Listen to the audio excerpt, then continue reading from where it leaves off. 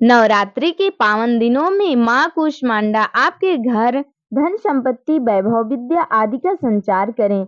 आप सभी स्वस्थ रहें, निरोगी रहें, प्रसन्न रहें, आपकी सभी मनोकामनाएं पूरी हों।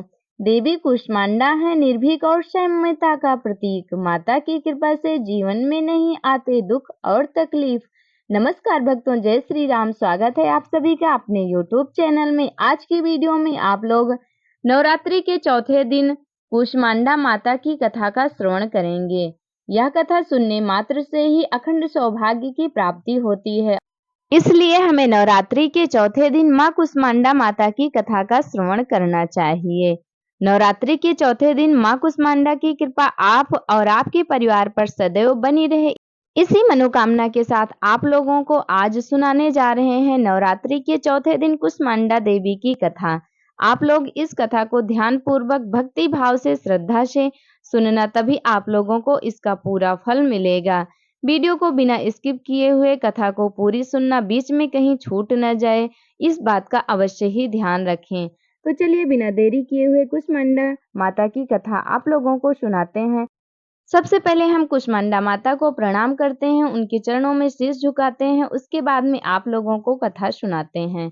सो आप लोग ध्यान पूर्वक सुनिए। माँ दुर्गा की चौथी शक्ति की पावन कथा ब्रह्मांड को उत्पन्न करने वाली माँ कूष्मांडा देवी की है। नवरात्रि में चौथे दिन माँ कूष्मांडा देवी की पूजा होती है। नवरात्रि का चौथा दिन माँ कूष्मांडा देवी को समर्पित है, इसलिए इस दिन कूष्मांडा देवी की पूजा होती है और उनकी कथा सुनी जाती है। माँ कूष्मांडा देवी की कथा। नवरात्रि में चौथे दिन देवी को कूष्मांडा के रूप में पूजा जाता है। अपनी मंद हल्की हंसी के द्वारा अंड यानी ब्रह्मांड को उत्पन्न करने के कारण इस देवी को कूष्मांडा नाम से अभिहित किया गया है।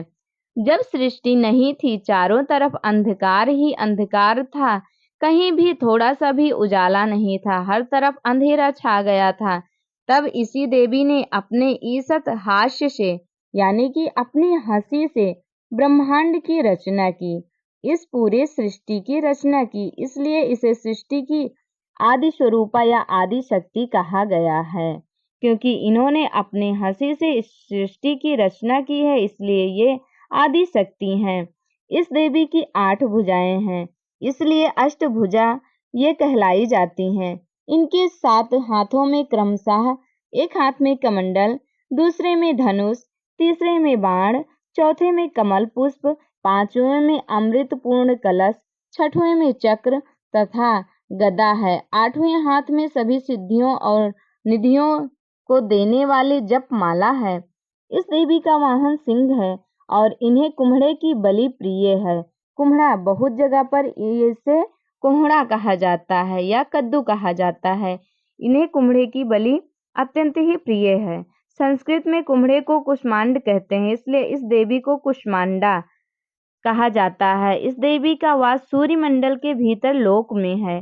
सूर्य लोक में रहने की शक्ति क्षमता केवल इन्हीं में है, इसलिए इनके शरीर की कांति और प्रभा सूर्य की भांति ही है, दैदीप्यमान है। इनके ही तेज से 10 दिशाएं आलोकित हैं। ब्रह्मांड की सभी वस्तुओं और प्राणियों में इन्हीं का तेज समाया हुआ है, इन्हीं का तेज व्याप्त है। अचंचल और पवित्र मन से नवरात्रि के चौथे दिन इस देवी की पूजा आराधना करना चाहिए। इससे भक्तों के रोगों और शोकों का नाश होता है तथा उसे आयु, यश, बल और आरोग्य प्राप्त होता है। उस पर माँ कूष्मांडा देवी की कृपा बनी रहती है। ये देवी अत्यल्प सेवा और भक्ति से ही प्रसन्न होकर आशीर्वाद देती हैं। सच्चे मन से पूजा करने वाले को सुगमता से परम पद प्राप्त हो जाता है और देवी की कृपा भी प्राप्त हो जाती है। विधि विधान से पूजा करने पर भक्त को कम समय में ही कृपा का सूक्ष्म भाव अनुभव होने लगता है और उनको माँ देवी की कृपा प्राप्त होने लगती है। ये देवी आधियों व्याधियों से मुक्त करती हैं और उसे सुख समृद्धि और उन्नति प्रदान करती हैं। इसलिए इस देवी की उपासना में भक्तों को सदैव तत्पर रहना चाहिए। इनकी उपासना सदैव तत्परता और भक्ति पूर्वक करनी चाहिए। भक्ति भाव से ही देवी कूष्मांडा बहुत ही प्रसन्न होती हैं, इसलिए इनकी पूजा में भक्ति की भावना अत्यधिक होनी चाहिए। इस प्रकार से देवी कूष्मांडा की कथा यहीं पर समाप्त होती है। इस प्रकार से नवरात्रि के चौथे दिन माँ कूष्मांडा देवी की कथा यहीं पर समाप्त होती है। ये कथा यहीं तक थी। भक्तों, आप लोगों को ये कथाएं कैसी लगती हैं, ये कथा कैसी लगी, कमेंट करके जरूर बताएं और कमेंट में जय माता दी लिखना बिल्कुल भी ना भूलें। वीडियो अच्छी लगी होगी तो लाइक कर देना, चैनल पर नए होंगे तो सब्सक्राइब कर लेना। माँ देवी कूष्मांडा की कृपा आप और आपके पूरे परिवार पर सदैव हमेशा बनी रहे और बरसती रहे, इसी मनोकामना के साथ ये वीडियो यहीं तक। मिलेंगे अगली वीडियो में फिर नई नई कथा और नई नई भक्ति से संबंधित जानकारी के साथ। अगर आप लोगों के मन में कोई भी भक्ति से जुड़े सवाल गूंज रहे हो तो आप लोग कमेंट करके पूछ सकते हैं, आप लोगों को उसका जवाब अवश्य ही मिलेगा। इस प्रकार से आप लोगों को हमने जो कथाएं सुनाई हैं कैसी लगती हैं ये हमें अवश्य ही बताएं।